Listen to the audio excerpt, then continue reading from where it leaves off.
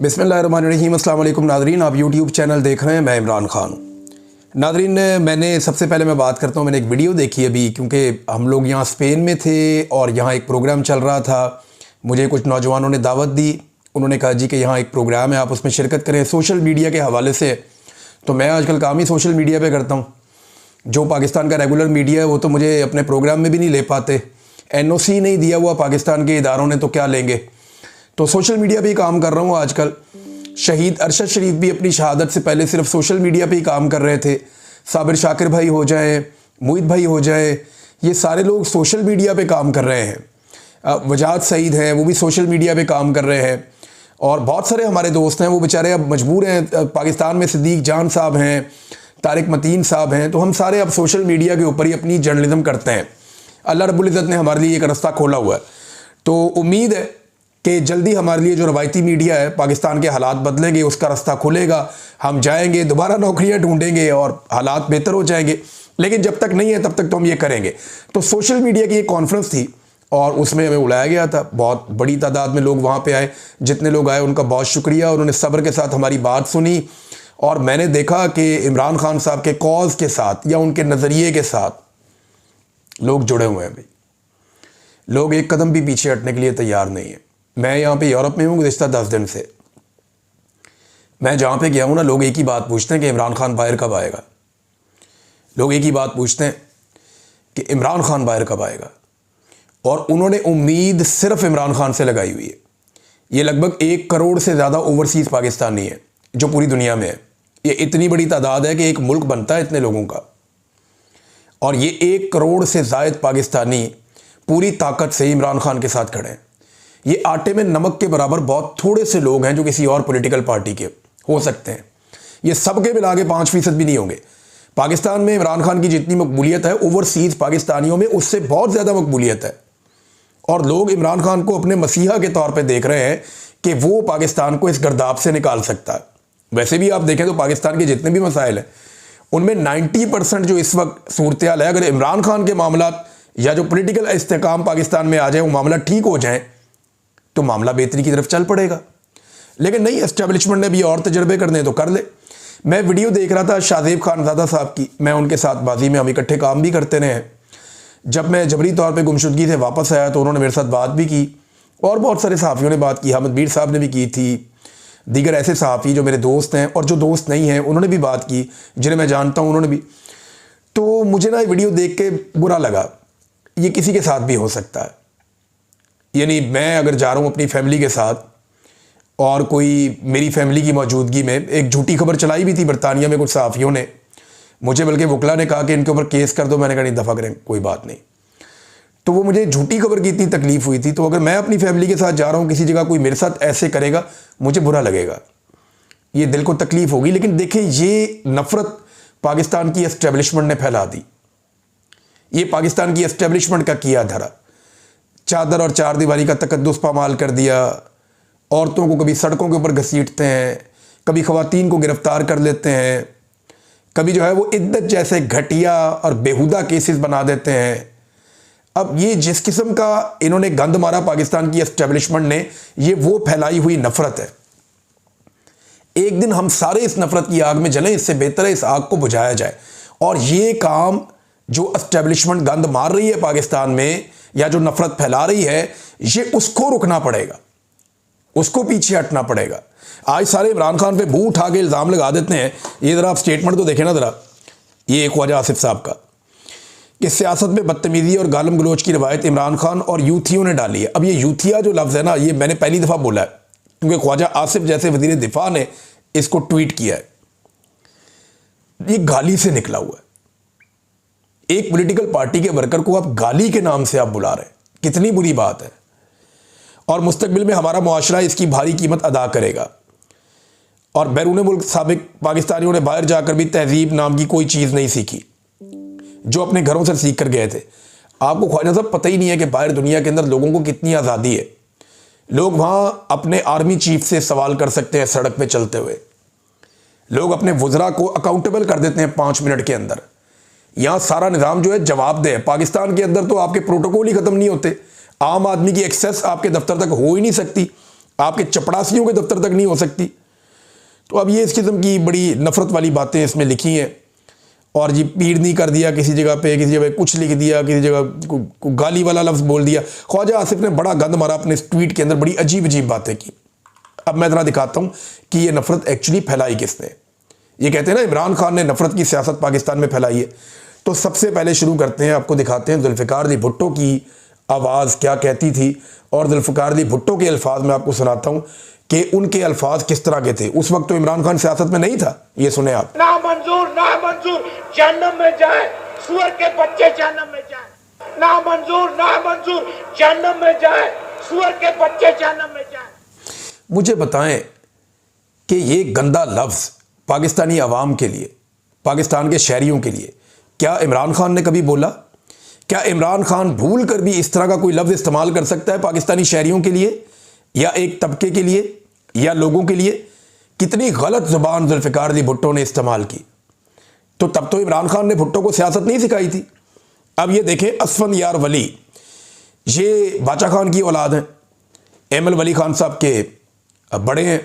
अब इनका आप स्टेटमेंट सुने, क्या इनको भी इमरान खान ने तरबियत दी थी? इधर सुनिए आप ये क्या कह रहे हैं।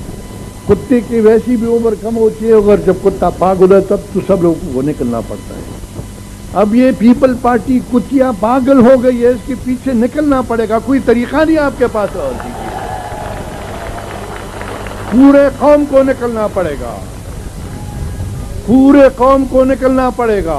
आसमान से जिस तरह साहब ने कहा फरिश्ते नहीं उतरेंगे और ना हम इतने बेहम्मत हैं कि हम बैठे रहेंगे कोई आके और हमारे अपने हकूक दिलवा दे। नहीं, हम अपने हकूक के लिए लड़ने के लिए तैयार हैं। हमने अंग्रेज को बगैर के छोकरी क्या बला है जो हमारा रास्ता रोके, क्या करेगी ये हमारी।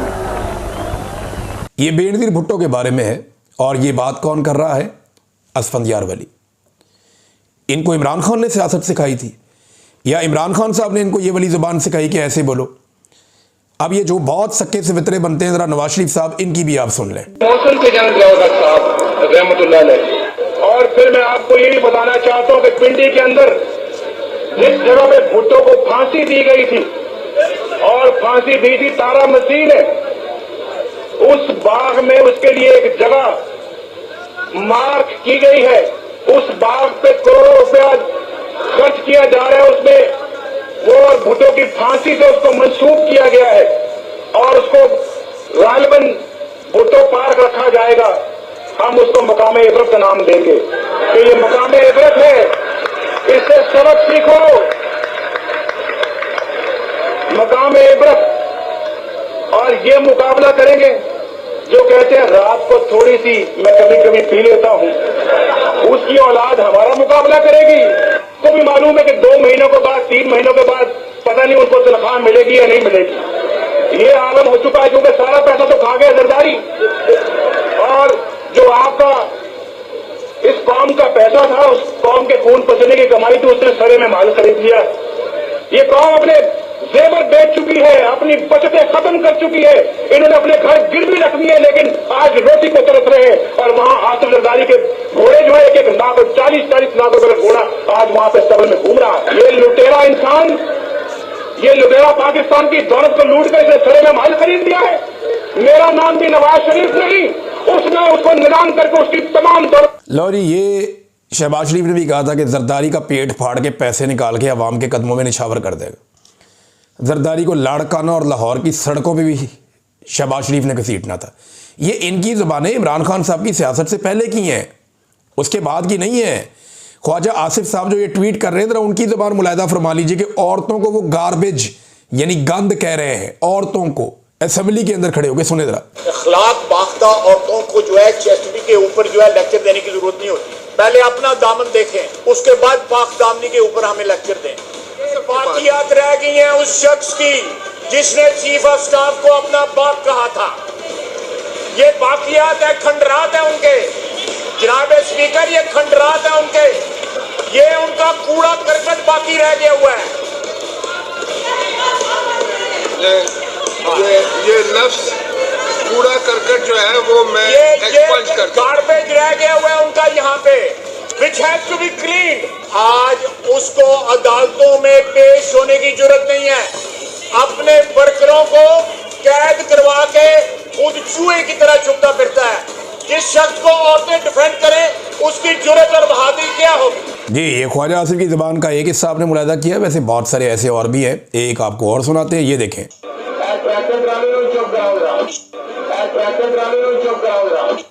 अंदाज़ा करें एक रुकन असम्बली को ये किस अल्फाज में मुखातिब कर रहे हैं। क्या ये भी इनको इमरान खान ने सिखाया था? अभी तो मैंने आपको MQM पीपल्स पार्टी और PMLN की वो वाली लड़ाइयाँ नहीं सुनवाई जो इमरान खान साहब की सियासत का उरूज आने से पहले ये एक दूसरे के साथ लड़ते थे, और उसके अंदर जो ये घटिया ज़ुबान इस्तेमाल करते थे, क्या वो भी इनको इमरान खान ने सिखाई थी? ये ना मसला ये है कि ये सारे आपस में गंदी ज़ुबानें बड़े लंबे अरसे से इस्तेमाल कर रहे हैं। बेनज़ीर की गंदी फ़ोटो में फेंक दी, कभी फातिमा जना की बेहुरमती कर दी, कभी बेनज़ीर की जो बेहुरमती कर दी, कभी बेनज़ीर की वालदा की कर दी, कभी नून लीग की कर दी। ये एक दूसरे को गंद मारते रहे, हमेशा ये गंद मारते रहे एक दूसरे को। लेकिन इमरान खान साहब आ गए ना सियासत में, तो इमरान खान की मुखालफत में ये सारे के सारे नेक परवीन बन गए हैं अब, और इंसानों को लगता है कि इनसे ज़्यादा बेहतर कोई नहीं है। तो ये रिकॉर्ड मैंने दुरुस्त करने के लिए आपको सारी चीज़ें सुनाई हैं, और ये रिकॉर्ड के ऊपर आप रखिएगा ताकि रिकॉर्ड दुरुस्त रहे और सबको याद रहे कि किसने ये गंद मारा है। नाज़रीन, इमरान खान साहब ने बुशरा बीबी के खिलाफ जो प्रोपेगेंडा हुआ और जो अभी ये सारा कुछ लिखा गया, आज से कुछ अर्सा पहले इमरान खान साहब ने इसका पोल खोल दिया था।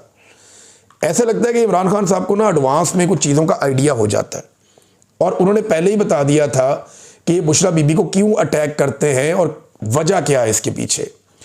इमरान खान साहब ने बताया था कि बुशरा बेगम पर जुल्म इसलिए किया जा रहा क्योंकि मेरे दौर में जब आसिम मुनीर को ओहदे से हटाया गया तो उन्होंने जुल्फी बुखारी के ज़रिए बुशरा बीबी को मुलाकात का पैगाम भेजा था, जिसे बुशरा बेगम ने ठुकरा दिया था। इसीलिए आसिम मुनीर ने उन पर सख्तियां रखी हुई हैं। शुरू दिन से ही इनकी कोशिश है कि बुशरा बेगम पर सख्ती करके मुझे तोड़ा जाए। और अब ये आर्टिकल आपके सामने, ये जुलाई 15, 2025 का स्टेटमेंट है इमरान खान साहब का। और मैंने जुल्फी बुखारी साहब से जब पूछा था तो उन्होंने कंफर्मेशन दी थी, उन्होंने कहा था जी बिल्कुल ये स्टेटमेंट ठीक है इमरान खान साहब का, क्योंकि बात करके उन्होंने कोशिश की थी कि उनकी बुशरा बेगम से मुलाकात करवाई जाए, लेकिन फिर वो मुलाकात के लिए बुशरा बेगम ने इनकार कर दिया था। तो अब ये इमरान खान साहब के बकौल जो बदला बुशरा बेगम से लिया जा रहा है वो इसलिए लिया जा रहा है। अब नाजरीन, यहाँ पे एक और बड़ी ज़बरदस्त चीज़ है जिसकी निशानदेही की है, यही बुशरा बीबी पे कीचड़ उछालने के हवाले से जो खबर है उसमें। और रियाजुल हक साहब हैं, सीनियर जर्नलिस्ट, इन्वेस्टिगेटिव जर्नलिस्ट हैं, वो ये कहते हैं कि जो जंग अखबार है इसका बरतानिया और यूरोप के सफ़े पर इमरान खान की इकोनॉमिस्ट वाली जो स्टोरी एक बनाई गई है उनकी बीवी पे, उसकी कोई एक खबर तक नहीं छापी गई। इसकी क्या वजह हो सकती है? सादी वजह है, यहाँ पे रूल ऑफ लॉ है, यहाँ पे अदलिया आज़ाद है, यहाँ पे जजेस जो हैं वो आज़ाद फैसले देते हैं, पाकिस्तान जैसे जजेस नहीं हैं। यहाँ पे अगर ये खबर छापेंगे तो इनके ऊपर केस हो जाएगा। जब केस होगा तो इनको वहाँ पे साबित करना पड़ेगा कि ये खबर ठीक है। कैसे साबित करेंगे? यही पंगा जो है वो जो डिजिटल प्लेटफॉर्म जिसने इस खबर को छापा है उसके साथ भी हो सकता है। पाकिस्तान तहरीक इंसाफ के लोगों से मेरी बात हुई, उन्होंने कहा जी हम इसके ऊपर मुशावरत कर रहे हैं और हम इसके ऊपर काम कर रहे हैं। ये ज़्यादती की गई है और 1-2 दिन के अंदर हम ये फैसला कर लेंगे कि हमने किस तरीके से इस मामले को कानूनी लड़ाई में तब्दील करना है। तो तहरीक इंसाफ के लोग इसके ऊपर बाकायदा जो उनकी लीगल टीम है वो वहाँ बरतानिया में काम कर रही है। सादी बात है। अब क्योंकि जंग अखबार और ये लोग जानते हैं कि वहाँ पे अगर ये करेंगे तो इनके ऊपर केस हो जाएगा, जुर्माना हो जाएगा या इनका अखबार वहाँ पे बंद हो जाएगा, तो ये खबर इन्होंने पाकिस्तान में छाप दी, बरतानिया में नहीं छापी। अंदाज़ा करें आप कैसा इनका निज़ाम है कि बरतानिया में नहीं छापेंगे, पाकिस्तान में छाप देंगे। नाज़रीन, एक और आलम दीन है और उन्होंने बड़ी हिम्मत का मुजाहरा किया है और पूरे पाकिस्तान की जानिब से इन्हें खराज तहसीन पेश किया जाना चाहिए। इससे पहले जो है वो एक बड़े आलम दीन हैं, उन्होंने मुफ्ती आज़म, उन्होंने इस पे बात की थी, तकी उस्मानी साहब ने, और अब मुफ्ती तारिक मसूद साहब उन्होंने भी इसके ऊपर बात की और बड़ी जुर्रत का मुजाहरा किया है कि ये जो ताहयात किस्म की एक वाहयात इस्तिस्ना है, इस पे उन्होंने अब बात की है। अल्लाह ताला इनको अपने हिफ्ज़ व अमान में रखे, इनको मुश्किलात से बचा कर रखे, क्योंकि इस दौर में सच बोलना और हक़ के साथ खड़े होना बहुत मुश्किल है। मुफ्ती तारिक मसूद साहब कहते हैं कि 27वीं तरमीम की दीगर शिकों पर हमायत या मुखालफत करना तो सियासी लोगों का काम है, और बाकी तो सियासी चीज़ है ना, अदलिया को ये कर दिया, उसको ये कर दिया, उसको ये कर दिया। लेकिन जो एक चीज़ इस्लाम से मुतसादिम है उस पर इन्होंने अपनी राय दी है। मुफ्ती है ना, वो दे सकते हैं फतवा। उन्होंने कहा मगर किसी ओहदेदार का, किसी भी ओहदेदार का अदालतों से इस्तिस्ना हासिल करना गैर शरई और इस्लामी निज़ाम इंसाफ के मुनाफी है। ये गैर शरई, गैर इस्लामी, अंदाज़ा करें आप। आपने इस्लाम की खिलाफ वर्जी कर दी है इस्तिस्ना लेकर, सदर पाकिस्तान ने भी और फील्ड मार्शल आसिम मुनीर ने भी। इस तरह दुनियावी अदालतों से तो इस्तिस्ना हासिल किया जा सकता है, मगर अल्लाह रब्बुल इज़्ज़त की अदालत में कोई बादशाह या अफसर मुस्तस्ना नहीं है, सबको जवाब देना पड़ेगा। ये जनाब मुफ्ती तारक मसूद साहब बड़ी बहादुरी और जुर्रत का उन्होंने मुजाहरा किया। मैं उम्मीद करूंगा पाकिस्तान के जो बाकी उलमा इकराम हैं वो भी जुर्रत का मुजाहरा करें, क्योंकि मैंने पहले दिन ये सवाल उठाया था कि उलमा इकराम हमारी रहनुमाई करें कि क्या इस्तिस्ना जो लाइफ टाइम एक इस्तिस्ना है या इम्यूनिटी है, इसकी कोई गुंजाइश हमारे मज़हब में है। तो अब उलमा इकराम ने इसके ऊपर राय देना शुरू की है। मुफ्ती तकी उस्मानी बोल चुके हैं, मुफ्ती तारिक मसूद साहब बोल चुके हैं, मुफ्ती ज़वार बहादुर साहब भी इस पर बात कर चुके हैं, और ताहिर अशरफी साहब जैसे एक सरकारी मौलवी, हालांकि जो बड़े इस्टेब्लिशमेंट से अच्छे ताल्लुकात रखते हैं, उन्होंने भी कहा कि इस्तिस्ना और एक्सटेंशन का इस्लामी शरीयत से कोई ताल्लुक़ नहीं है। उन्होंने अल्फाज का चुनाव बड़ा मुहतात रखा, खुलकर नहीं आए, लेकिन उन्होंने भी ये बोझ नहीं उठाया। ये कोई आदमी नहीं उठा सकेगा। ये गैर इस्लामी और गैर आइनी, अब तो आइन का हिस्सा बना दिया ना, लेकिन आप आइन में ऐसी चीज़ कैसे डाल सकते हैं जो इस्लाम से मुतसादिम है? आपको पता है पाकिस्तान के आइन का ये बुनियादी नुक्ता है, इसको समझिए आप, कि आप पाकिस्तान के आइन में कोई एक ऐसी शिक शामिल नहीं कर सकते जो इस्लामी कवानीन की बुनियादी रूह से मुतसादिम हो। आसान करता हूँ, कोई भी ऐसी चीज़ जो इस्लामी उसूलों से मुताबिकत ना रखती हो, या कोई भी ऐसी चीज़ जो इस्लामी उसूलों के मुताबिक ना हो, उसे आप पाकिस्तान के आइन का हिस्सा ही नहीं बना सकते। ये करारदाद मकासद है, सिंपल। आप आइन का हिस्सा ही नहीं बना सकते किसी ऐसी चीज़ को जो आपके इस्लाम से मुताबिकत ना रखती हो। अब ये गैर इस्लामी और गैर शरई मुफ्तियान इकराम करार दे रहे हैं, मैं नहीं कह रहा, और लगातार उनकी तादाद में इजाफा हो रहा है। मज़ीद उलमा इकराम इस पर बात करेंगे तो वो भी हम आपके सामने रख देंगे। मुफ्ती साहब ने बहादुरी का मुजाहरा किया, अल्लाह ताला उनकी हिफाजत करे। नादरीन, आर्मी चीफ ने एक स्टेटमेंट दिया और उसके ऊपर रद्दमल भी लोगों का आ रहा है। आर्मी चीफ ने कहा ये फ़ौज अल्लाह की फ़ौज है, हमारे सिपाही अल्लाह के नाम पे लड़ते हैं। ये फील्ड मार्शल ने कहा। इनकी मुलाकात हो रही थी वहाँ पे, जो उर्दन के सरबराह आए हुए हैं यहाँ पे, फील्ड मार्शल, उनके साथ मामलात हो रहे थे, मुलाकात। उसके बाद कोई सहाफ़ियों से गैर रस्मी बातचीत में ये उन्होंने कहा कि ये अल्लाह की फ़ौज है, हमारे सिपाही अल्लाह के नाम पे लड़ते हैं। इस पर रहीक अब्बासी साहब ने कुछ सवालात उठाए, मैं एज इट इज़ आपके सामने रखता हूँ, इम्पॉर्टेंट है। वो ये कहते हैं कि अल्लाह की फ़ौज कभी भी मैदान जंग में भी औरतों और बच्चों बुज़ुर्गों को नुकसान नहीं पहुँचाती। अल्लाह की फ़ौज काफिरों के शहर को भी फतह करे तो किसी के घर की दीवार नहीं फलांगती, यानी चादर और चार दीवारी का तकद्दुस पामाल नहीं होता। अल्लाह की फ़ौज गैर मुस्लिम मजहबी रहनुमाओं को भी कभी हाथ नहीं डालती। अल्लाह की फ़ौज कभी दीगर मज़ाहिब की इबादत गाहों को भी ताले नहीं लगाती। अल्लाह की फ़ौज कभी चोरों, डाकुओं और करप्ट सियासतदानों को इक़्तिदार में नहीं लाती। अल्लाह की फ़ौज कभी मुल्क के काजियों को हिरासा नहीं करती और उनकी जासूसी नहीं करती। अल्लाह की फ़ौज सिर्फ जहाद करती है, कारोबार नहीं करती। अल्लाह की फ़ौज सिर्फ रज़ाए इलाही के लिए लड़ती है और कभी किसी गैर मुस्लिम सुपर पावर की जंग डॉलरों के बदले नहीं लड़ती। और अल्लाह की फ़ौज का जो सालार होता है कभी काफिर सुपर पावर के दरबार में मिनरल्स के तहाइफ लेकर सलामी देने नहीं जाता। ये उन्होंने यहाँ पे एक अपनी ओपिनियन दी है। रहीक अब्बासी साहब ने, देखें बहुत सारी चीज़ें पाकिस्तानियों को, अब पाकिस्तान की इंटेलिजेंस एजेंसियाँ फ़ौज का हिस्सा हैं, उन्होंने पाकिस्तानियों को जबरी तौर पे लापता किया, शायरों को किया, सहाफ़ियों को किया, वकला को किया, सियासी शख्सियात को किया। पूरा एक जो इलेक्शन है वो पाकिस्तान की मिलिट्री एस्टेब्लिशमेंट ने चोरी कर लिया।